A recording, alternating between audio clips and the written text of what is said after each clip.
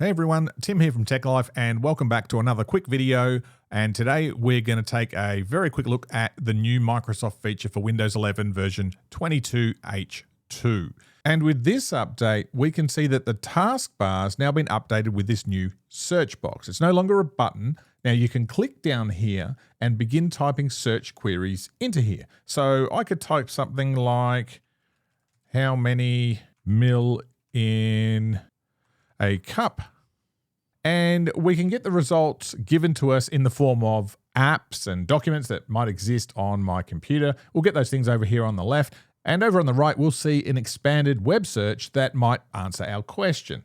Now you'll probably notice that the text that I type into the box on the taskbar, until this new update, you'd click the search button, because previously it was a search button, not a field, and you'd type along the top of the start menu. Now, if you do prefer the old way, you can change it back. We can simply hit the Windows key on our keyboard and the letter I. So over on the left here, we'll go to personalization.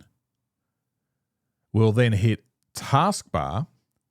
And with this new update, you can see the default is to have a search box, but you can change it back to an icon only.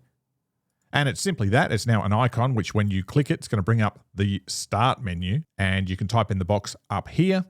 We could change that to a search icon and a label, and that simply adds the word search down here at the bottom to the icon. And of course, the new option for the new search box, which becomes an actual box that you can type in. Now you also can see that we do have some graphics here. So today it's Michelangelo's birthday, hence the little graphical change. Normally you just see a Bing logo down here. Well, I think this is a pretty good change, and even more so once AI gets integrated into it, but I'll talk more about that in another video. So what do you think? It's a subtle change, but a good one in my opinion. So let me know in the comments. That's what they're for, and we'll see you back here soon for the next video.